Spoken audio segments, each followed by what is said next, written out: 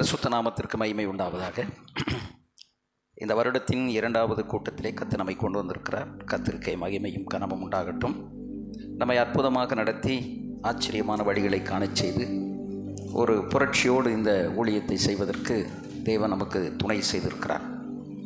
இந்த நம்முடைய கரங்களில் கொடுக்கப்பட்ட இந்த ஊழியத்தை இன்னும் மிக சிறப்பாக தேவனுடைய வார்த்தையின் வெளிச்சத்திலே தொடர்ந்து நாம் செல்வதற்கும் செய்வதற்கும் வேண்டிய சில விஷயங்களை நாம் கற்றுக்கொண்டு அதற்கு ஏற்றாற்போல நாம் முன்னேறி செல்வது நம்முடைய ஊழியத்திற்கு மிகவும் பிரயோஜனமாக இருக்கும். ஸ்டெப்ஸ் ஆஃப் மெச்சூரிட்டி, முதிர்ச்சியின் படிகள் என்ற அந்த தலையங்கத்தின் கீழ் சரீர முதிர்ச்சியை குறித்து நாம் ஏற்கனவே சில விஷயங்களை கற்றுக்கொண்டோம். கடந்த மாதத்தில் மென்டல் மெச்சூரிட்டியை பற்றி ஒரு சில விஷயங்களை சொல்லி நாம் தொடர்ந்து கடந்து போனோம். இன்றைக்கு அதனுடைய தொடர்ச்சி, அந்த முகவுரையின் தொடர்ச்சியை இன்றைக்கு நாம் பார்க்க போகிறோம். மன வளர்ச்சி, இருதய தேர்ச்சி அல்லது மன வளர்ச்சியின் முதிர்ச்சி அப்படின்னா என்ன? இதை எப்படி நாம் அளக்கலாம்? நாம் வளர்ந்திருக்கிறோமா, முதிர்ச்சி அடைந்திருக்கிறோமா என்று எப்படி நம்மை நாமே செக் பண்ணிக்கொள்வது, அது அளந்து கொள்வது என்பதை குறித்ததான சில விஷயங்களை இன்றைக்கு நாம் பார்க்க போகிறோம். பிலிப்பியர் 3ஆம் அதிகாரம் 15வது வசனத்தை நாம் வாசிக்க கேட்கலாம். பிலிப்பியர் 3:15.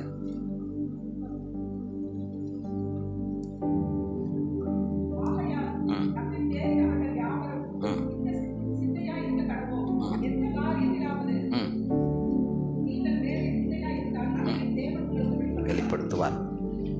அப்போஸ்தலனாகிய பவுல், நான் போன கூட்டத்தில் சொன்னேன், அதாவது டிசம்பர் மாதத்தில் அவர் முதல்ல எழுதின நிருபம் 1 தெசலோனிக்கேயர். ஆனால் முடிவில் கடைசி அவர் எழுதின நிருபம் 2 தீமோத்தேயு. 1 தெசலோனிக்கேயரையும் 2 தீமோத்தேயுவையும் ஒப்பிட்டு பார்ப்பீர்களானால் அதில் எந்த விதமான முரண்பாடுகளும் இருக்காது. முரண்பாடு இல்லாமல் துவக்கம் எப்படி இருந்ததோ முடிவும் எப்படி இருக்கிறது அதை போலவே இருக்கிறது. இதுதான் பவுல் நமக்கு காண்பித்த ஒரு வழி. பட் இன்றைக்கு நமக்கு முன்னாலே ஓடின முன்னோடிகள், நமக்கு முன்பதாக நடந்து சென்றவர்கள், நமக்கு வழிகாட்டினவர்கள் துவக்கத்தில் இருந்தது போல அவருடைய வாழ்க்கையினுடைய முடிவிலே இருந்ததா என்றால் அது கேள்விக்குறியாகத்தான் இருக்க வேண்டும். பலருக்கும் பல விஷயங்கள் தெரியாது. அதனால் நம்ம வெளியரங்கமாக நிறைய விஷயங்களை புரிந்து கொள்ளவும் முடியாது.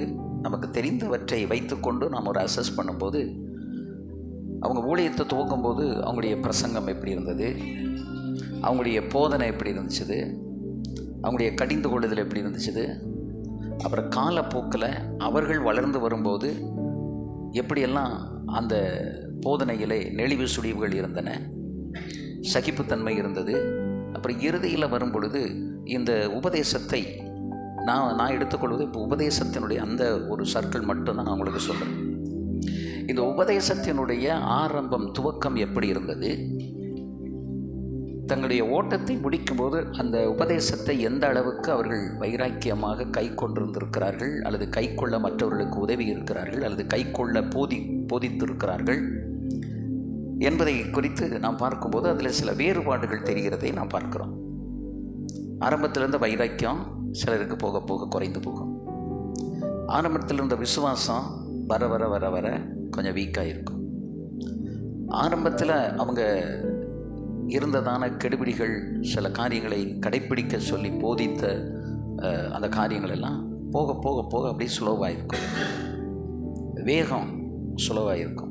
நாம் ஊழியம் செய்கிற வேகம் காலங்கள் போகும்போது,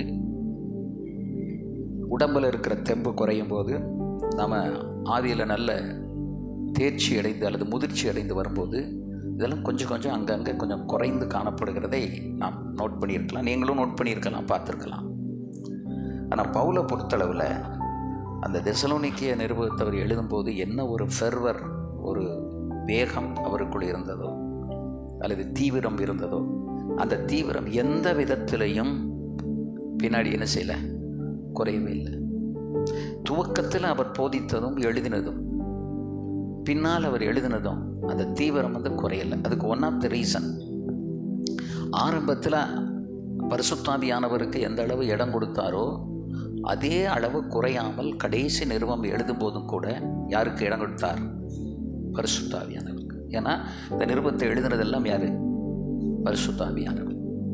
அப்போ ஆரம்பத்தில் பவுலை கொண்டு எழுதின அதே ஆவியானவர் முடிவிலே அவருடைய காலத்தின் கடைசியிலே கடைசி நிருபம் 2 தீமோத்தேயு எழுதும் பொழுது அவர் அந்த நிருபத்தில் அப்படியே பரிசுத்தாவியானவருக்கு முழுமையான ஒரு இடம் அளித்து முழுமையாக பரிசுத்தாவியானவருடைய வாழ்க்கையில் ஃப்ரீடமாக சுயாதீனமாக அசைவாடுறதுக்கும் கிரியை செய்கிறதற்கும் தூண்டுகிறதற்கும் செயல்படுகிறதற்கும் அவர் என்ன கொடுத்தார்?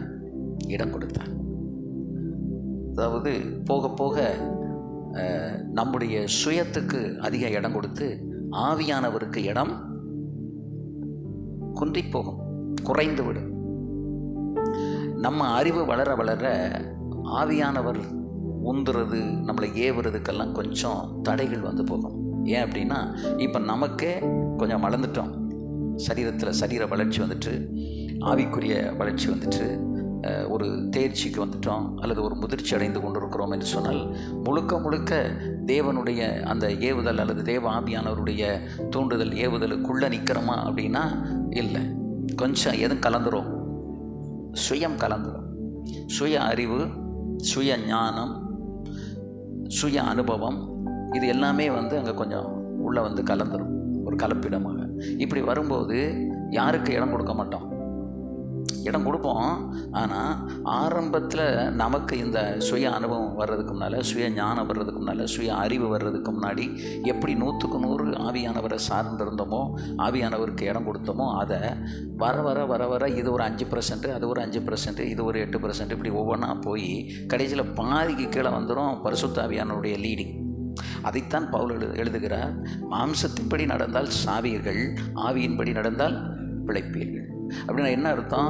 உன் மாம்சத்தில் நீ வளர்ந்து வரும்போது, அதாவது ஃபிசிக்கல் க்ரோத் அல்லது ஃபிசிக்கல் மெச்சூரிட்டி நமக்குள்ள ஏற்படும் போது அந்த ஃபிசிக்கல் மெச்சூரிட்டியில் சில அனுபவங்கள் நமக்கு கிடைக்கும். அந்த அனுபவங்களை நம்ம முன்னால் வைத்துக்கொண்டு எதை பின்னுக்கு தள்ள பார்ப்போம்? ஆவியானவருடைய லீடிங்கை, ஆவியானுடைய நடத்துதலை கொஞ்சம் பின்னால் தள்ள பார்ப்போம். ஏன்னா ஆரம்பத்தில் நம்ம டக்குன்னு கீழ்ப்படிந்து ஓடி செய்தது போல் கொஞ்சம் அப்படி அறிவு வளரும்போது, கொஞ்சம் நம்ம ப்ராக்ரஸ் ஆகும்போது, நம்ம வாழ்க்கையில் கொஞ்சம் செழிப்பு வரும்போது நம்ம யாருக்கு இடம் கொடுக்க மாட்டோம்? ஆவியானவருக்கு இடம் கொடுக்க மாட்டோம். அதில் தான் நம்ம ரொம்ப ரொம்ப கவனமாக இருக்கணும், ரொம்ப கேர்ஃபுல்லாக இருக்கணும். நம்ம நம்முடைய அந்த ஸ்பிரிச்சுவல் ரெல்ம் இருக்குது பார்த்திங்களா, ஆவிக்குரிய உலகம். இந்த ஆவிக்குரிய உலகத்தில் ஆவிக்குரியவர்களோடையே நீங்கள் சஞ்சரித்து கொண்டிருந்தால் இதில் உங்களுக்கு ஆபத்து வராது. கொஞ்சம் மாம்சமானவர்கள் அல்லது உலகத்துக்கு ஏதுவானவர்கள், அல்லது இந்த உலகத்தில் தங்களை பெருசாக நினைக்கிறவங்க, அல்லது இந்த உலகத்தில் உலக வாழ்க்கையில் உயர்ந்திருக்குன்னு நினைக்கிறவங்க, இப்படிப்பட்டவங்களோட கொஞ்சம் போய் நம்ம மிங்கிள் பண்ணால் அவங்களோடு கலந்து கொள்ளுகிற அந்த கலப்படம் நம்முடைய வாழ்க்கையில் என்ன ஆயிரும்? அந்த ஸ்பிரிச்சுவல் டெப்த்தை குறைச்சிரும். அப்போ ஆவிக்குரிய ஆழம் நமக்குள்ளே குறைந்து போவதற்கு காரணம் நம்முடைய ஸ்பிரிச்சுவல் ரெல்மில் தேவையில்லாதவைகள் உள்ளே நுழைந்து விடுகின்றன. தேவையில்லாதவர்கள் உள்ளே நுழையும் பொழுது எதில் ரொம்ப ஸ்ட்ரிக்டாக இருந்தோமோ அதை இப்போ லூஸ் பண்ணுறோம். இப்போ நம்ம காலத்தை சொல்கிறோம், அல்லது குடும்பத்தை சொல்கிறோம், அல்லது பிள்ளைகளை சொல்கிறோம், இப்படி பல காரியங்களை சாக்கு போக்கு சொல்ல ஆரம்பிக்கிறோம். ஆனால் முன்கூட்டி அந்த சாக்கு போக்கெல்லாம் கிடையாது. திருமங்கலத்தில் போன வாரத்தில் நான் பேசும்போது ஒரு போதகர் முடிவில் சொன்னார். அவர் சொன்னார், ஆரம்பத்தில் நான் எல்லாத்துலேயுமே ரொம்ப ஸ்ட்ரிக்டாக இருந்தேன், இப்போ கொஞ்சம் அதெல்லாம் நான் லூஸ் பண்ணிட்டேன். ஆனால் இன்றைக்கு இந்த செய்தியின் மூலமாக நான் எதிலெல்லாம் லூஸ் பண்ணணும் அதெல்லாம் ஆண்டவர் இன்னைக்கு கோடிட்டு எனக்கு காண்பித்து விட்டார். இனி நான் போய் என்னுடைய வீட்டில் நான் இந்த காரியத்திலெல்லாம் ரொம்ப கவனமாக இருப்பேன், நான் பழையபடிக்கு ஸ்ட்ரிக்ட் ஆகிருவேன் அப்படின்னு அவர் சொன்னார். அப்போ காலப்போக்கில் ஆட்கள் நமக்கு பழக்கம் ஏற்படும் போது, நம்முடைய ஊழியங்கள் வளரும் பொழுது எதை தளர்த்திருந்தோம்? உபதேசத்தை தளர்த்திருந்தோம். உபதேசம் என்பது எதுக்காக கிறிஸ்தவ சபைகளிலே அல்லது நம்ம சபைகளில் கொடுக்கப்பட்டிருக்குது என்றால், உபதேசம் நம்முடைய வாழ்க்கையை ஒழுங்குபடுத்துவதற்கு. நீங்கள் உபதேசத்தை கீழே இறக்கும்போது எது குறையும்? ஒழுக்கம் குறையும். ஒழுக்கம் வந்து ஆட்டோமேட்டிக்காக கிளப்பிடும்.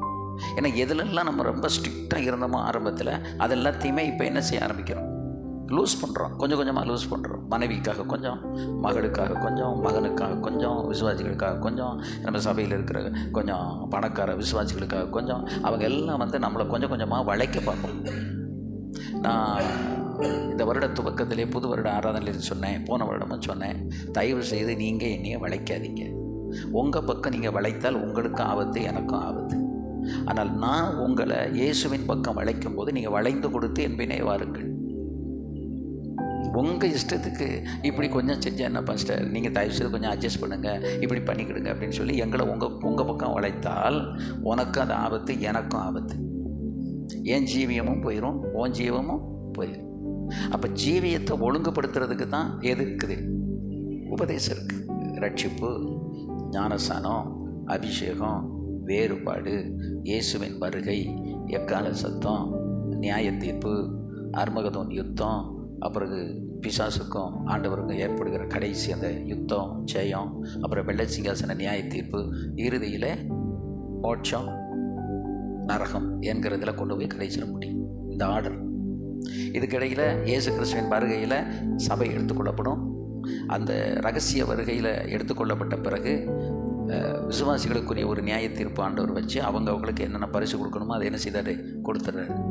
கடைசியில் தான் எல்லாரும் உயிர் தெழுந்து வந்து வெள்ளை சிங்காசன நியாய தீர்ப்பு என்ன செய்யும், நடக்கும். அப்போ இவ்வளவு காரியங்கள் இனி நடக்க வேண்டி இருக்கிறது. இதையெல்லாம் ஆண்டவர் நமக்கு சொல்லி கொடுத்துட்டார். இப்போ நம்ம முதல்ல வந்து எதை நம்ம லூஸ் பண்ண தெரியுமா, பெந்தெக்கோஸ்து சபைகளிலே நம்ம லூஸ் ஆனது எதில், அதான் உபதேசம்னா நான் சொன்னல, ரட்சிப்பு, ஞானஸ்நானம், அபிஷேகம், வேறுபாடு, இயேசு கிறிஸ்துனுடைய இரண்டாவது வருகை, பரிசுத்தமாகுதல், வருகை. அதற்கு பிறகு நம்ம எல்லாரும் மேலே போன பிறகு திரும்பி வருவோம். 1000 வருட அரசாட்சி. அந்த 1000 வருட அரசாட்சியில் பிசாசையும் அந்தி கிறிஸ்துவையும் கள்ளத்தீர்க்கதரிசியும் கட்டி பாதாளத்தில் ஆண்டவர் வச்சிருப்பார். 1000 வருடம் இந்த பூமியை நாம் ஆட்சி பண்ணுவோம். திரும்ப கொஞ்ச காலம் அவனுக்கு என்ன செய்யப்படும், கொடுக்கப்படும். அவனை கட்டவிழ்த்து விடப்படுவான். திரும்பவும் மோசம் போக்குற வேலையை உலகத்தில் அவன் திரும்பவும் என்ன செய்வான், அவன் செய்வான். அதுக்கு பிறகு வந்து தன் நாசியின் சுவாசத்தினால் அவனை நாசம் பண்ணும்படிக்கு அவனோடு வந்து யுத்தம் பண்ணுவதற்கு ஒலிவு மலையில் என்ன செய்வார், அவர் வந்து இறங்குவார். அப்போ அந்த அர்மகதோன் என்கிற பள்ளத்தாக்கில் என்ன நடக்கும், பயங்கரமான யுத்தம் நடந்து அதுக்கப்புறம் பிசாசையும் கள்ளத்தீர்க்கதரிசியும் அந்தி கிறிஸ்துவையும் ஜெயித்து அதுக்கு பிறகு வந்து அவனை பின்பற்றினவர்கள் எல்லாரும் வந்து வெள்ளை சிங்காசன நியாய தீர்ப்புக்கு முன்னால் வந்து முழங்கால் யாவும் முடங்கும், நாவுகள் யாவும் அறிக்கை செய்யும். எல்லாரும் அறிக்கை பண்ணிவிட்டு எங்கே போனோம், நரகத்துக்கு போனோம். அப்போ ஆண்டவர் வந்து பரலோகத்தை திறந்து என் பிதாவினால் ஆசீர்வதிக்கப்பட்டவர்களே நீங்கள் உள்ளே பிரவேசிங்கள் என்று நமக்கு எதை கொடுப்பாரு, பரலோகத்தில் நமக்குரிய ஸ்தானங்களை இடங்களையும் ஆண்டவர் நமக்கு கொடுப்பார். இப்போ இந்த சீக்வன்ஸில் நீங்கள் பார்க்கும்போது இப்போ நம்ம எங்கே லூஸ் பண்ணோம் அப்படின்னா ரட்சிப்புலேயே லூஸ் பண்ணிட்டோம். எங்கே லூஸ் பண்ணிட்டோம், ரட்சிப்பில். ஆரம்ப காலங்களில் 50 வருஷத்துக்கு 53 வருஷத்துக்கு முன்னாடி ரட்சிக்கப்பட்டவங்கன்னு சொன்னால் அவங்க லைஃப்பில் வந்து மாற்றம் இருக்கும். அந்த லைஃப்பில் மாற்றம் இருந்தால் தான் அவங்க ரட்சிக்கப்பட்டிருப்பாங்கன்னு போதுகிற ஏற்றுக்கொள்வார், ஞானசனம் கொடுப்பார். இல்லைன்னா ஞானசனம் கொடுக்க மாட்டேன். நான் இங்கே பாஸ்டர் செந்தில் சர்ச்சில் ஒரு வருஷம் நடத்தும்போது அம்மாப்பேட்டையில் ஒரு அம்மா வந்திருந்தாங்க. அப்போ அவங்க வந்து என்கிட்ட சொன்னாங்க, நாங்கள் பாஸ்டர் கேஆர் பால் அவங்களுடைய விசுவாசியாக இருந்தோம். நான் ஞானஸ்நானம் எடுக்கிறதுக்கு சேலத்திலிருந்து பெங்களூருக்கு கிட்டத்தட்ட 5 தடவை நான் போனேன். 4 தடவையும் பாஸ் எனக்கு ஞானஸ்நானம் கொடுக்க முடியாது, நீ இன்னும் பக்குவப்படலைன்னு திருப்பி அனுப்பி விட்டார். 5ஆவது முறை போகும்போது தான் நான் என்ன செய்தேன், ஞானஸ்நானம் எனக்கு கொடுத்தாரு.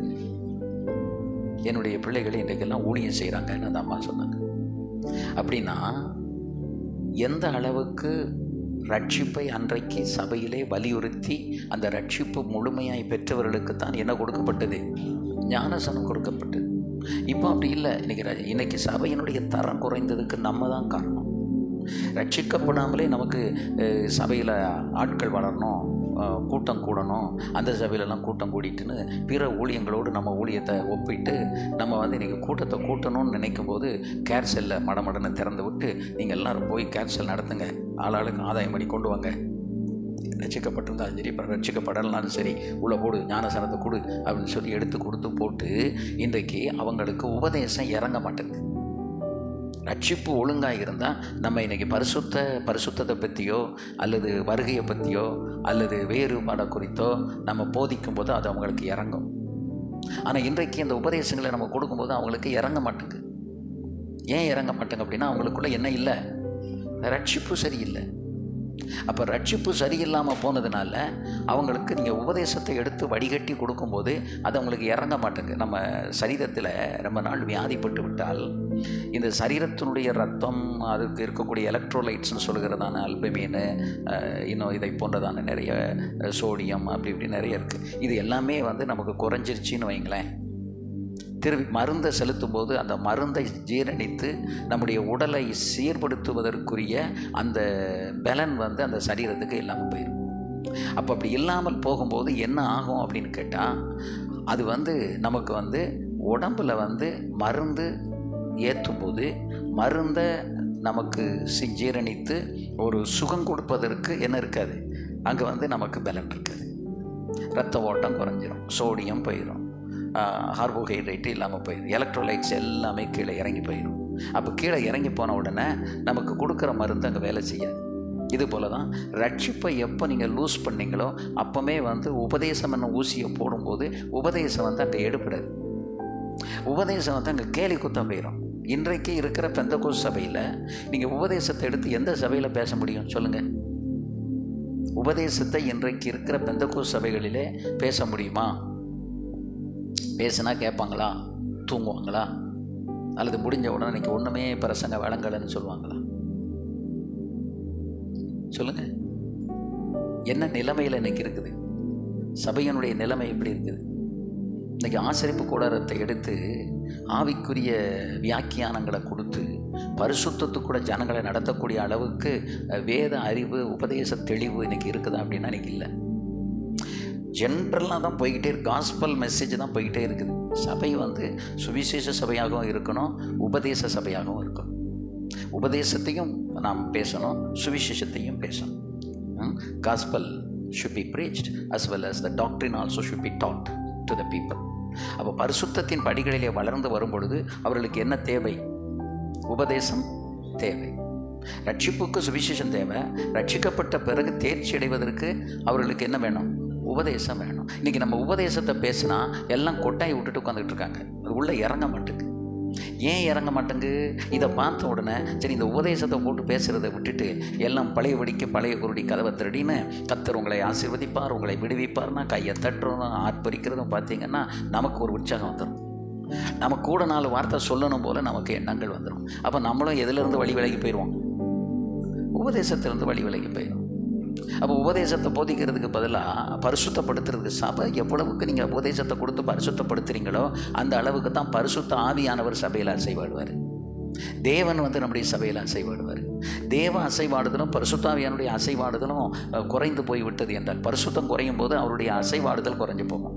தேவாவியானுடைய அசைவாடுதல் குறையும் பொழுது ஹீலிங் அங்கே இருக்காது, குணமாகுதல் இருக்காது, பரிசுத்தப்படுத்துதல் இருக்காது, பாவிகளுடைய கன்விக்ஷன், பாவிகள் மனம் திரும்புவது இருக்காது, பாவங்கள் உணர்த்தப்படுவது இருக்காது. துணிகரமாக பாவம் செஞ்சுட்டு அவங்க பாட்டில் துணிகரமாக கம்பெனி எடுத்துகிட்டு போயிட்டு இருப்பாங்க. டெலிபரேட்டாக வெளியில் பாவம் செய்கிறது நம்ம எல்லாருக்கும் தெரியும். துணிகரமாக அதே மாதிரி டெலிபரேட்டாக கம்பெனியில் உட்காந்துட்டு எடுத்துகிட்டு போயிடுவாங்க. நீங்கள் ஒன்றும் பண்ண முடியாது, ஒன்றும் பண்ண முடியாது. ஏன்னா அந்த deliberately those who are sinning they are the one who is giving more offering. அதிகமாக பாவம் செய்கிறவங்க, பாவத்தை கண்டுகொள்ளாமல் வாழ்கிறவங்க தான் சபைக்கு நிறைய ஊழியத்துக்கு என்ன கொடுக்குறாங்க? காணிக்கை கொடுக்குறாங்க. இப்போ நமக்கு காணிக்கையும் தேவை, கூட்டமும் தேவை.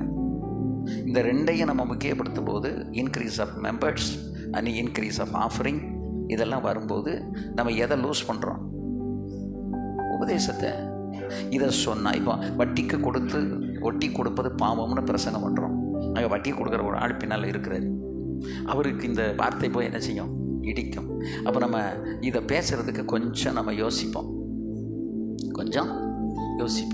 அப்போ கொஞ்சம் யோசிக்கும் போது நம்மளே நம்மளை மாற்றுறோம். இப்போ நீங்கள் ஒவ்வொன்றா மாற்ற யார் உங்களை விட்டு போயிடுவா? ஆவியானவர் போயிடுவார். உங்களை விட்டும் போயிடுவார், என்னை விட்டும் போயிடுவார். எனக்கு இந்த ஊழியத்தை துவக்கின புதுசில் எனக்கு வந்த சோதனை என்ன அப்படின்னா, அனுபவத்தோடு வேத வசனத்தை வியாக்கியானம் பண்ணி பேசுகிறத அநேக போதகர் கேலியும் கிண்டலும் பண்ணாங்க. நீங்கள் நிறைய அனுபவத்தை சொல்றீங்க, எங்களுக்கு நிறைய வியாக்கியானம் வேணும் அப்படின்னா. அப்போ அவங்ககிட்ட சொன்னேன், நான் அதாவது பைபிள் காலேஜில் அகாடமிக் டீனு, எனக்கு எல்லா சிலபஸும் தெரியும். நான் கிட்டத்தட்ட 52 சப்ஜெக்ட் படிச்சிருக்கேன். எனக்கு எல்லாமே பேச தெரியும். ஆனால் ஆண்டவர் அதை என்ன பேச அனுமதிக்கலை. ஏன் அப்படின்னா, நீங்கள் வியாக்கியானம் நான் ஒரு வசனத்துக்கு ஒரு வியாக்கியானம் கொடுப்பேன், நீங்கள் ஒரு வியாக்கியானம் கொடுப்பீங்க. அவங்க அனுபவத்துக்கு தகுந்த மாதிரி வியாக்கியானங்கள் மாறும். ஆனால் அனுபவம் என்ன செய்யாது, மாறாது. அபிஷேகம்னா நான் அபிஷேகம் பெற்றிருக்கேன், ஏன் அந்நிய பாஷை பேசுகிறேன் அப்படின்னா, அபிஷேகம் பெறாத ஒரு ஆள் என்கிட்ட ஆர்கியூ பண்ண முடியாது. ஏன்னா நானே அபிஷேகம் பெற்று அந்நிய பாஷை பேசிகிட்டு இருக்கேனே, நான் இன்றைக்கி ஆவியில் நிரம்பிக்கிட்டு இருக்கேனே. இப்போ இன்றைக்கி அபிஷேகம் தேவையில்லைன்னு ஒரு ஆள் சொன்னால் அதை ஏற்றுக்கொள்ள முடியுமா? அனுபவத்தெல்லாம் சொல்கிறோம். அப்போ அனுபவம் என்பது மாறவே மாறாது. அப்போ அந்த வசனம் எப்படி போதிக்கப்படணும் அப்படின்னா, அனுபவத்தோடு போதிக்கப்படணும். வசனம் அனுபவத்தோடு போதிக்கப்படலை. இப்போது அந்த வசனத்தை எடுத்து நம்ம வாழலை அப்படின்னா நம்ம யாருக்கு போதிக்க முடியும்? யார் அதை கேட்பா? Nobody will listen. அவங்க என்ன பார்ப்பாங்க? இதை போதிக்கிற இவங்களுக்குள்ளே இந்த வசனம் இருக்கிறதா? இப்போ ரட்சிப்பு அப்படின்னா பாஸ்டர் ரட்சிக்கப்பட்டிருக்காரான்னு பார்ப்பாங்களா, பார்க்க மாட்டாங்களா? இப்போ பாஸ்டரே ரட்சிப்பை கொஞ்சம் லூஸ் பண்ணி, ஏன் லூஸ் பண்ண வேண்டியிருக்கு? ஒன்று நம்ம பிள்ளைகளுக்காக லூஸ் பண்ண வேண்டியிருக்கு, இல்லை நம்ம சபையில் இருக்கிற முக்கியமான விசுவாசிகளுக்காக லூஸ் பண்ண வேண்டியிருக்கு. இப்படி லூஸ் பண்ணி கடைசியில் இதில் ஒன்று ஒன்றா நட்டை லூஸ் பண்ண நம்மளே கடைசியில் என்ன ஆயிடுவோம்? லூஸ் ஆயிடும். யாக்கோபு லூஸ் இடத்துல போய் டைட் பண்ணிட்டு போனான். ஆனால் காலப்போக்கில் ஒவ்வொன்றா நீங்கள் லூஸ் ஆக ஆக, அதாவது இந்த கன்விக்ஷன் ஆஃப் சின் இருக்கு பாருங்க, இது பாவம், இது தவறு, இது செய்யக்கூடாது, வேதம் இதை அங்கீகரிக்கவில்லை, கர்த்தர் நம்மோடு இருக்க மாட்டார் அப்படிங்கிற அந்த கன்விக்ஷன் நமக்கு ஸ்ட்ராங்காக இருக்கணும். இதில் இப்போ என்ன, ஹைப்பர் கிரேஸை கொண்டு உள்ளே பூத்திட்டாங்க. ஹைப்பர் கிரேஸ் உள்ளே வந்த உடனே இங்கே என்ன பாவம் செய்தாலும் அதீத கிருபை உனக்கு ஆண்டவர் கிருபை தருகிறார், அதனால் நீ என்ன வேணாலும் செய். அப்போ பாவம் செய்தவனுக்கு அந்த உபதேசம் தானே வேணும். நான் பாவம் செய்வேன், என்னை நீங்கள் கண்டுக்கிடக்கூடாது, ஞாயிற்றுக்கிழமை உங்களுக்கு தேவையானது காணிக்கையும் என்னது தசமாகுமோ அதை கொண்டு தான் க்ளீனாக போட்டுருந்தேன், மற்ற 6 நாளில் என்ன செய்தோம்னே பார்க்கக்கூடாது. இன்றைக்கி கூட்டங்கள் பெருகினதுனால விசுவாசிகள் வீடுகளுக்கு இன்றைக்கி நம்ம விசிட்டிங் போக முடியல. வீடுகளுக்குள்ளே விசிட்டிங் போக முடியாததுனால அந்த வீட்டில் எவ்வளவு அசுத்தம் இருக்குதுன்னு நமக்கு ஆவியில் உணர முடியல. அவங்க ஜீவியத்தில் எவ்வளவு அசுத்தம் இருக்குன்னு நமக்கு பாஸ்டர்ஸுக்கு தெரியுமா? தெரியாது. அன்றைக்கி ஹேண்ட்ஃபுல் ஆஃப் பீப்புள் தான், கொஞ்சம் பேர் தான் இருந்தாங்க. ஆனால் அந்த கொஞ்சம் பேரை வைத்துக்கொண்டு சபையை ரொம்ப சுத்தமாக பரிசுத்தமாக நடத்தினாங்க. ஏன் தெரியுமா? சபையில் ஆவியானவர் அசைவாடினார். பாஸ்டர் கண்டுபிடிக்க வேண்டிய அவசியம் கிடையாது. யார் கண்டுபிடிப்பா? ஆவியானவர் கண்டுபிடிச்சு அவரே உணர்த்திடுவார். அதனால தான் இந்த காணிக்க கொடுக்கறதுல ஊழல் பண்ண அனனியா சப்பீரால உள்ள நுழையும் போதே ஆண்டவர் அரெஸ்ட் பண்ணிட்டார். பேதுரு ஒன்றும் செய்யலை, ஆவியானவர் தான் கிரியை செய்தார். அப்போ ஆவியானவருடைய கிரியை அங்கே இருக்கணும். அந்த பரிசுத்தத்தை பற்றின ஒரு கன்விக்ஷன் நமக்கு வரணும் அப்படின்னா நம்ம சபையில் தாராளமாக யார் அசைவாடணும்? பரிசுத்தாவியா. அவர் அசைவாடுறதுக்கு ஒரே ஒரு காரியம்தான், பரிசுத்தம் நம்முடைய சபையில் அலங்காரமாக இருக்குமானால். ஆமென். பரிசுத்த அலங்காரம் இருந்தால் அவர் பரிசுத்த அலங்காரத்துடனே அவரை தொழுது விடலாம், அவர் அசைவாடுவார். ஆனால் இன்னைக்கு அந்நிய பாஷை பேசுகிறதுக்கும் ரொம்ப கஷ்டமாக இருக்குது, ஆவியில் நிறைய விடுறதுக்கும் நமக்கு நேரம் இல்லை, கர்த்தருக்கு காத்திருக்கிறதுக்கும் ஆராதனையில் நமக்கு நேரம் இல்லை. அந்த காலத்தில் 10 மணிக்கு ஆராதனை துவக்கினா 4 மணிக்கு தான் ஆராதனை முடியும். அது வரைக்கும் ஜனங்கள் பசிக்குன்னு சொல்ல மாட்டாங்க. பசிக்குன்னா அவங்க தண்ணி கிண்ணி எடுத்துகிட்டு வந்துடுவாங்களா, கஞ்சி கிஞ்சா கரைச்சி குடிச்சிக்கிட்டு அவங்க வீட்டில் உட்காந்துக்கிட்டே இருப்பாங்க. பிள்ளைகளும் பிள்ளைகளையும் அந்த பழக்கத்தில் கொண்டு வந்தாங்க, இவங்களும் அந்த பழக்கத்தில் இருந்தாங்க. ஒரு காலம் அவங்க பாஸ்டர்கிட்ட நீங்கள் கொஞ்சம் சீக்கிரம் ஆராதனை முடித்தா நல்லா இருக்கும்னு சொல்ல முடியாது. ஏன்னா அவங்களுக்கு தெரியுங்க யார் அசைவாடிக்கிட்டு இருக்கா? பரிசுத்தாவியானவர் அசைவாடிக்கிட்டு இருக்காரு. அப்போ ஆவியானவருடைய அசைவு அங்கே இருக்கும்போது அந்த ஆவியானவருடைய அசைவுக்கு மிஞ்சி ஒரு ஆள் யார் வாயை திறக்க முடியும்? வாயை திறந்து சொல்ல முடியும். அப்போது the pastor also is in the spirit, he is full of spirit, அந்த believers also full of spirit. எல்லாரும் ஆவியில் நிரம்பி இருக்கும் பொழுது there is no one have the courage to go and talk to the pastor. யாரும் போய் போதகர்கிட்ட சொல்கிறதுக்கு என்ன இல்லை, தைரியம் அவர்களுக்கு கிடையாது. ஏன்னா அவங்களுக்கே தெரியும், ஒருவேளை அவர்களுக்குள் ஆவி இல்லாவிட்டாலும் இங்கே சுற்றி ஆவியானவர் கிரியை செய்கிறார் என்று தெரியும். ஆவியில் இல்லாதவங்களுக்குமே இது ஆவியானவருடைய கிரியை தான் என்று தெரியுமா தெரியாதா? கண்டிப்பாக தெரியும். அப்போ அவங்க துணிகரமாக பாஸ்டர்கிட்ட போய் ஒன்றும் பேச மாட்டாங்க, ஒன்றையும் சொல்ல மாட்டாங்க. சொல்கிறதுக்குரிய துணிச்சல் அவங்களுக்கு வராது. ஏன்னா இப்போ ஆவியானவருக்குள்ளே இருக்கிறோம். அப்போ ரட்சிப்பு பழுதுபடும் போது, ரட்சிப்பு சரியில்லை அப்படிங்கும்போது கொஞ்சம் கொஞ்சமாக பாவம் உள்ள நுழையும். பரிசுத்தம் குலைச்சல் ஏற்படுகிற இடத்துல ஆவியானவர் இருக்கவே மாட்டார். ஒரு நாள் இங்கே இருக்க சொன்னாலும் சரி, நீங்கள் என்ன ஒரு 1.5 லட்சம் ரூபா ஆர்கனை வச்சு பாட்டு பாடினாலும் அவர் வரமாட்டார். ஆவியானவருக்கு தேவை என்னது? பரிசுத்தம். அந்த பரிசுத்த சிந்தையோடு நம்ம அவரை ஆராதிக்கணும். பரிசுத்த உள்ளத்தோடு அவர் ஆராதிக்கும் போது தன்னால் அவர் நீங்கள் பிடிச்சி நிறுத்தினாலும் அவர் நிறுத்த மாட்டார். பரிசுத்தவான்களை நோக்கி ஓடி வருகிறவர் ஆவியானவர். பரிசுத்த ஜனத்தை நோக்கி அவர்களிலே நிறைவை கொடுக்க வேண்டும் என்று காத்திருப்பவர் ஆவியானவர். ஸோ அந்த ஆவியானவருடைய அந்த மூமெண்ட், அந்த அசைவு வரும் பொழுது யாரும் ஒன்றுமே அங்கே பண்ண முடியாது. எல்லாரும் அதற்கு சரண்டர் ஆயிருமா. அதுதான் எழுப்புதல், அதுதான் ஆவியானவருடைய கிரியை. அதைத்தான் பவுல் சொல்கிறார், நீங்கள் ஆவியின்படி நடந்தால் பிழைப்பீர்கள், மாம்சத்தின்படி நடந்தால் சாவீர்கள். எதை குறித்து சொல்கிறாரு? நீ இன்னைக்கு மாம்சத்தின்படி கொஞ்சம் கொஞ்சமாக நீ இடம் கொடுத்து கடைசியில் நீ நரகத்தில் போய் சாகணும். ஆனால் இன்றைக்கு நீ ஆவியினால் கொஞ்சம் கொஞ்சமாக நீ இடம் கொடுத்து நடத்தப்பட்டால் உனக்கு என்ன வரும்? பிழைப்பீர்கள். எங்கே போய் பிழைப்போம்? பரலோகத்தில் போய் நம்ம இருப்போம். இன்றைக்கி பரலோகமா நரகமா அப்படின்னு கேட்டால் நரகத்தை பற்றின நாலேஜும் இல்லை, பரலோகத்தை பற்றின அறிவும் கிடையாது, அங்கே போகணுங்கிற எண்ணமும் இல்லை, இயேசு வரப்போகிறான்ங்கிற சிந்தனையும் இன்றைக்கி இருக்கிற சபையில் இல்லை. இன்றைக்கி இருக்கிறதுக்குள்ளே வசதியாக இருக்கணுமா, வீடு வாங்கணுமா, வேலைக்கு போகணுமா, பிள்ளைகளுக்கு கல்யாணம் முடிக்கணுமா, நம்ம ஒரு காரை வாங்கணுமா, கம்ஃபர்டபுளாக போனோமா வந்தோமா அப்படிங்கிற இந்த கண்ணோட்டத்தில் தான் இருக்காங்க. the perspective has been changed. இன்றைக்கி இருக்கிற கண்ணோட்டம் மாறிவிட்டது. ஆனால் அந்த காலத்தில் இருந்தவருடைய கண்ணோட்டம் எல்லாம் இந்த உலகத்தில் நமக்கு ஒன்றும் கிடையாதுங்க, இந்த உலகத்தில் நமக்கு ஒன்றும் வேண்டாம், அவர் தந்தாலும் சரி தராட்டிலும் சரி, நமக்கு நித்தியத்துக்கு போகணும், பரலோகத்துக்கு போகணும், கர்த்தர் வருகையில் நம்ம எடுத்துக்கொள்ள போகிறோம்னா அதையே அவர்கள் முன்னிறுத்தி அவர்கள் பிரசங்கித்தார்கள், வாழ்ந்தார்கள். அதை நம்ம பார்த்து வாழ்ந்ததுனால இன்றைக்கி அதிலிருந்து நம்மை மாற்றிக்கொள்வதற்கு நமக்கு முடியலை.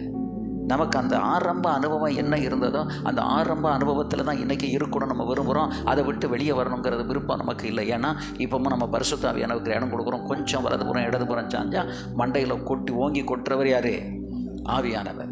அப்போ அவர் இறுக்கி கொட்டும்போது நமக்கே தெரியுது, சரி நம்ம இந்த இடத்துல கொஞ்சம் விலகிறோம் அப்படிங்கிறது நமக்கு தெரியுது. அப்போ விலகாமல் நம்ம இருக்கணும், உபதேசத்தை சரியாக போதிக்கணும், கை கொள்ளணும். இன்றைக்கி இருக்கிற மக்களுக்குள்ள இந்த விதமான ஒரு கன்விக்ஷன், ஒரு விசுவாச நம்பிக்கை இன்றைக்கி இருக்குதா அப்படின்னு பார்த்தா இன்றைக்கி அது இல்லை. இன்றைக்கி நிறைய சபையில் இருக்கிறவங்க எல்லாருமே ரட்சிக்கப்படாமலே ஞானசாரம் எடுத்தவங்க தான் நிறைய பேர் இருக்கிறாங்க. அதனால் மேற்கொண்டு ரட்சிப்பே சரியில்லை அப்படிங்கும்போது நீங்கள் உடன்படிக்கையின் உபதேசத்தை எப்படி வலுப்படுத்த முடியும்? இந்த உபதேசத்தில் நீங்கள் இல்லை அப்படின்னா வேறுபாட்டை நீங்கள் சொல்லவே முடியாது. இன்றைக்கி வேறுபாடு என்பது இன்றைக்கி இல்லை, கம்ப்ளீட்டாக இன்றைக்கி போயிடுச்சு. அந்த காலத்தில் அப்படி இல்லை, வேறுபாடு வலியுறுத்தப்பட்டது. அந்த வேறுபாடு இருந்தது, மக்கள் வேறுபட்டார்கள், எவ்வளவோ வேறுபட்டு அவங்க கர்த்தருக்குள்ளே அவங்க சரியாக இருந்தாங்க. இன்றைக்கி நமக்கு வேறுபாடுங்கிறதே இல்லை. ஏன் வேறுபாடு இல்லைன்னா நம்ம என்ன செய்யலை? ரட்சிக்கப்படலை. ரட்சிக்கப்பட்டவங்களுக்கு எல்லாரோடையும் போய் மிங்கிள் பண்ண முடியாது, எல்லா காரியத்தையும் செய்யவும் முடியாது. அந்த ரட்சிப்பு அவங்கள அந்த உலகத்திலேருந்து துண்டை அறுத்து தனியாக நிறுத்திக்கிட்டே இருக்கும். அதில் அவங்க எந்த ஒரு காம்ப்ரமைஸுக்கும் போக மாட்டாங்க. அவங்களால காம்ப்ரமைஸ் பண்ணி வாழவும் முடியாது. ஏன்னா எது பலமாக இருக்குது? முடிவு பரியந்தம் ரட்சிக்கப்படுகிறவனே நிலை நிற்பான்னு சொல்லி முடிவு பரியந்தம் ரட்சிக்கப்படணும். அப்போ திரும்ப திரும்ப, ஏன்னா ரட்சிப்பும் ஒரு தடவை தான், ஞானசானமும் ஒரு தடவை தான், அபிஷேகம் ஒரு தடவை தான். ஆனால் ரட்சிப்பை இழந்து விட்டால் மறுபடியும் புதுப்பிக்கப்படுவது கூடாத காரியம். நீங்கள் பெந்தகோஸ்து விசுவாசத்துக்குள்ளே வந்துட்டு திரும்பி பின்மாறி போனவங்களை நீங்கள் பார்த்தீங்க அப்படின்னு சொன்னால் அவங்கள திரும்ப நீங்கள் கொண்டு வர்றது என்னது? ரொம்ப ரொம்ப கஷ்டம். அவங்கள கொண்டு வர்றது ரொம்ப ரொம்ப கஷ்டம். அவங்கள திரும்ப கொண்டு வரணும் அப்படின்னா அவங்க சீக்கிரத்தில் வரமாட்டாங்க. ஏன்னா அது எல்லாமே பார்த்துட்டாங்க. எல்லாம் பார்த்ததுனால இந்த உபதேசம் இதானே, இவ்வளோதானே அப்படின்னு நம்ம விட்டுருவாங்க. அதுக்கு தான் இந்த உபதேசத்தை நம்ம ஒரு காலம் விட்டுறவே கூடாது, விட்டு விலகக்கூடாது. நம்முடைய ரட்சிப்பை நம்ம தீட்டிக்கிட்டே இருக்கணும். ரட்சிப்பு தீட்டப்பட தீட்டப்பட தீட்டப்படத்தான் நம்ம நீ நிலை நீக்க முடியும், இல்லைன்னா நிலை நீக்க முடியாது. அப்போ ரட்சிப்பு நம்ம தீட்டப்படணும் அப்படின்னா அதற்கு ஏற்ற உபதேசங்களை திரும்ப திரும்ப கேட்டுகிட்டே இருக்கணும். அறம் மங்கிடுச்சின்னு வைங்களேன், மழுங்கிட்டுன்னு வைங்களேன். அறம் மழுங்கிட்டால் நீங்கள் அதை கத்தியவோ அல்லது ஊழியவோ என்ன செய்ய முடியாது, ஷார்ப் பண்ண முடியாது. ஏன்னா ஷார்ப் பண்ணக்கூடிய கூறுகள் இருக்கு இல்லையா, அந்த அறத்தில் இருக்கக்கூடிய சின்ன சின்ன கூறுகள் மழுங்கி போயிடுச்சு அப்படின்னா நம்ம கூர்மையாக்க மாட்டோம். அப்போ உபதேசத்தை நம்ம அடிக்கடி திரும்ப திரும்ப அதே இதை கேட்டதையே பவுல் இந்த பிலிப்பியரில் சொன்ன மாதிரி எழுதினதையே எழுதுவது எனக்கு வருத்தம் அல்ல. அப்போ திரும்ப திரும்ப திரும்ப திரும்ப இப்போ நான் இந்த உபதேச விஷயங்கள், இந்த ஊழிய வளர்ச்சி, ஊழியக்காரருடைய குடும்ப வளர்ச்சி, பிள்ளைகளுடைய வளர்ச்சி, இந்த காரியங்களை குறித்து திரும்ப திரும்ப திரும்ப பேச பேச எனக்குள்ளே அதுக்கு ஷார்ப்பாகிக்கிட்டே இருக்குது, கூர்மையாகிக்கிட்டே இருக்குது. பின்வாங்கி போகிறதுக்கோ பின்மாறி போகிறதுக்கோ அங்கே என்ன இல்லை, இடமில்லை. ஒன்று நீங்கள் பேசணும் அல்லது இன்னும் ஒன்று கேட்கணும். பேசவும் செய்யணும், கேட்கவும் செய்யணும். இந்த ரெண்டும் நமக்குள்ளே இருந்தால் நம்ம ஒரு நாளும் பின்வாங்கி போகவே மாட்டோம். நான் தான் சொன்னேன், அந்த ஸ்பிரிச்சுவல் ரெல்ம் இருக்குது பார்த்தீங்களா, அந்த ஸ்பிரிச்சுவல் ரெல்மில் யார் அசைவாடி கொண்டு இருப்பது, எப்படிப்பட்ட நண்பர்கள், எப்படிப்பட்ட சிநேகிதர்கள், அவங்க கொஞ்சம் கொஞ்சமாக உங்களை கன்வின்ஸ் பண்ணி இந்த உலகத்தில், ஆவிக்குரிய உலகத்தில், இந்த ஸ்பிரிச்சுவல் ரெல்மிலிருந்து இந்த ஃபிசிக்கல் ரெல்முக்குள்ளே அவங்க தள்ளுறவங்களாக இருந்தால் ஆட்டோமேட்டிக்காக பின்வாங்கி போய்க்கும். ஸ்பிரிச்சுவல் ரெல்மில் இருக்கிற நாம் எங்கே வரக்கூடாது, ஃபிசிக்கல் ரெல்முக்குள்ளே வரக்கூடாது, இந்த மாமிச உலகத்துக்குள்ளே வரக்கூடாது. ஏன்னா எங்கே இருந்து தான் அங்கே போயிருக்கோம். மாமிச உலகத்தில் தான் எங்கே போயிருக்கோம், ஸ்பிரிச்சுவல் ரெல்முக்குள்ளே போயிருக்கோம். இப்போ நம்ம ஸ்பிரிச்சுவல் ரெல்மில் இருந்துட்டு திரும்ப பழைய பிடிக்கும் பின்மாறி எங்கே வந்துடக்கூடாது. அதைத்தான் அவர் சொன்னார், நீ ஆவியினால் நடத்தப்பட்டால் பிழைப்பீர்கள், மாம்சத்தின் படி நடந்தால் நீங்கள் சாவியர்கள்னு அவர் சொன்னதுக்கு காரணம் தான். அப்போ நம்ம கொஞ்சம் கொஞ்சமாக மாம்சத்துக்கு இடம் கொடுத்துரு. இன்றைக்கே ரொம்ப அதிகமாக இந்த மாம்சத்தை நம்ம அலங்கரிக்கவும், இந்த பெர்ஷியான்னு ஒரு தேசம் இருந்துச்சு பார்த்தீங்களா, பெர்ஷியர்கள், கானான் தேசத்தில் இருந்துச்சுலையா பெர்ஷியர்கள். இந்த பெர்ஷியருடைய கேரக்டர் என்ன அப்படின்னு கேட்டிங்கன்னா, தங்களை தாங்களே அலங்கரிப்பது தான் அவங்களுடைய கேரக்டர். இன்றைக்கி இவங்க ஹிமாச்சலில் அந்த ஸ்பிரிட் இன்றைக்கி ரொம்ப இருக்குது. ஹிமாச்சல பிரதேசத்தில் இருக்கக்கூடிய மக்கள் தங்களை அலங்கரிப்பதிலே, அலங்கார பொருட்களை வாங்குவதிலேயும் அவர்கள் பணத்தை செலவழித்து எவ்வளவு அலங்காரப்படுத்தணுமோ அவ்வளவு அலங்காரப்படுத்துவாங்க. வேதத்தில் தெளிவாக சொல்லியிருக்குது, அலங்காரம் என்பது எருசலேமுக்குரிய அலங்காரம் அல்ல. அலங்காரம் என்றாலே அது எதுக்குரியது, பாபிலோனுக்குரியது. அந்த பாபிலோனுங்கிற வரிசையில் வர்றவங்க தான் தங்களை என்ன செஞ்சிட்டே இருப்பாங்க, அழகுபடுத்தி கொண்டு இருப்பார்கள், அலங்காரம் பண்ணி கொண்டு இருப்பார்கள். ஆனால் எருசலேம் என்கிற வழியில் வரும்பொழுது அங்கே நமக்கு ஆரம்பத்திலேருந்தே அதை விடு, இதை விடு, உன் தேசத்தை விடு, இனத்தை விடு, குடும்பத்தை விடுன்னு சொல்லி ஒன்றா விட்டு கடைசியில் கல்வாரி பாதையில் வரும்பொழுது உன்னையே நீ விட்டுருன்னு ஆண்டவர் சொல்லிட்டார். தன்னைத்தான் வெறுத்து தன் சிலுவை எடுத்துக்கொண்டு என்னை பின்பற்றாதவன் எனக்கு சீஷன் அல்ல. அப்போ இந்த ரூட்டில் போகும்போது இப்போ 2 பேரலல் ரூட் இருக்குது. ஒன்று பாபிலோன், இன்னொன்று எருசலேம். அப்போ எருசலேம் என்கிற இந்த ரூட்டில் நம்ம போக போக எவ்வளவுக்கு நம்மளை வெறுத்து இன்னும் கொஞ்சம் இந்த வருஷம் இதெல்லாம் வெறுத்தோமா, அடுத்த வருஷம் இன்னும் கொஞ்சம் வெறுக்கணும், அதுக்கு அடுத்த வருஷம் இன்னும் கொஞ்சம் வெறுக்கணும், இப்படி கொஞ்சம் கொஞ்சமாக வெறுத்து கடைசியில் நமக்கு ஒரு பெர்ஃபெக்ஷனுங்கிற இடத்துக்கு நம்ம வர்றோம். பூரணம் உங்கள் பிதா பூரண சர்க்குணராக இருக்கிறது போல் நீங்களும் எப்படி இருங்க, பூரண சர்க்குணராக இருங்கள். அப்போ அந்த பெர்ஃபெக்ஷனுங்கிற இடத்துக்கு நம்ம வரும்பொழுது உலகத்தினுடைய அழகும், உலகத்தினுடைய அலங்காரமும், இந்த உலகத்தினுடைய அனுபவங்களும் நமக்கு அப்படி கொஞ்சம் கொஞ்சமாக ஃபேட் அவுட் பண்ணி எது நமக்கு மேலோங்கி இருக்கணும்னா ஸ்பிரிச்சுவல் ரெல்முக்குள்ளே போகத்தக்கதாக ஆவிக்குரிய அந்த வளர்ச்சியும் முதிர்ச்சியும் நமக்குள்ளே அதிகமாக இருக்கணும். அப்போ ஆவிக்குரிய முதிர்ச்சி நமக்கு வர வர வர எது கீழே போய்கிட்டே இருக்கும், மாமிசத்தினுடைய எண்ணங்கள், மாம்சத்தினுடைய அலங்காரம், மாம்சத்தினுடைய அலங்கரிப்பு எல்லாமே கீழே போயிடும். இப்போது இதுக்கு இடையில் இந்த பெர்ஷியன் ஆவி உள்ள இன்னைக்கு most of the pastors and the pastors wife are occupied with the spirit of Persia. பெர்ஷியாவினுடைய ஆவியை உடையவர்களாக இருக்கிறதுனால இன்றைக்கி அவர்கள் எங்கே போய் நின்று கொண்டிருக்கிறார்கள் தெரியுமா, பியூட்டி பார்லரில் போய் நின்று they are beautifying themselves, plucking the eyebrow. இந்த கண்ணில் இருக்கிற முடியை பிடுங்கி சீர்படுத்தி தங்களை அலங்கரித்து கொண்டு பியூட்டி பார்லரில் போய் அவங்க இன்றைக்கி அதாவது அலங்காரம் பண்ணிக்கிட்டு தான் நிற்கிறாங்க மேடையிலேயே. அந்த மேடையில் ஆவியானவர் இருப்பாரா, அந்த மேடையில் ஆவியானவர் இருப்பாரா? இப்படிப்பட்ட ஒரு ஸ்பிரிட் உள்ளவங்க நின்று பாட்டு நடத்துகிறாங்க அல்லது பிரசங்கம் பண்ணுறாங்க அப்படின்னா கேட்குறவங்களுக்குள்ள என்ன ஸ்பிரிட் போகும், அதே ஆவிதான் போகும்.